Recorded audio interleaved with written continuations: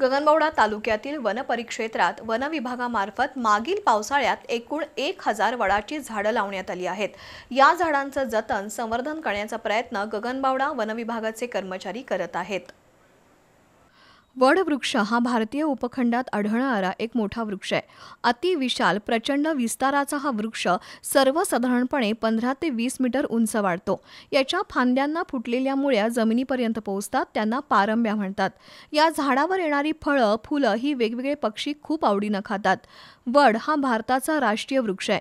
गगनबावडा तालुक्यातील वनपरिक्षेत्रात वन विभागामार्फत मागील पावसाळ्यात एकूण 1000 वडाची झाडं लावण्यात आली आहेत। ती झाडं जगवण्यासाठी वन विभागाकडून विविध उपाययोजना केल्या जात आहेत।